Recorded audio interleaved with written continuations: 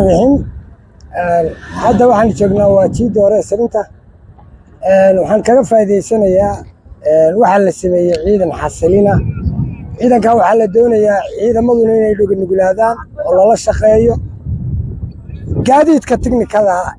ee jiidda ka baxaya ee magaalada galaya waa laga mamnuucay gaarigu markuu soo baxay hadduu xumaado waa in la soo qaadaa gaariga oo la keenaa qoriga laga reebaa askarta qoriyuhu ay xiriyaha kaga yimaadaan qori aan magaalada lala soo galin taasi waa ta ciidankuna waxaan rabaa inay arrintaa u dhagan nuglaadaan amniga magaalada la sugaya qori boolis leeyahay ma qori ciidan leeyahay kale magaalada waa laga mamnuuca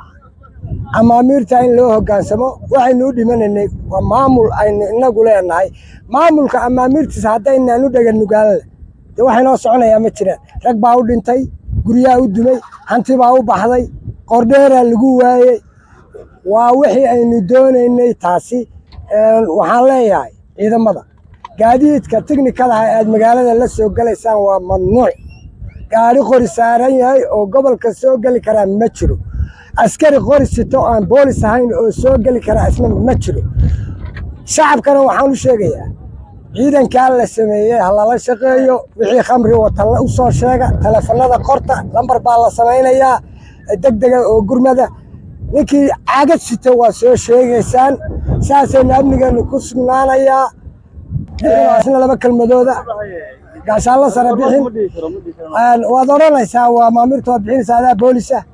koonta booliisiyaad joog bismillahi raxmaani raxiim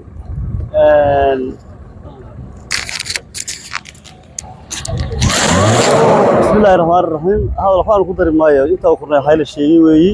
ciidankeena xasilinta aynu la shaqeyno amnigeena aynu nagu sugan. Assalaamu calaykum warahmatullahi wabarakatuh.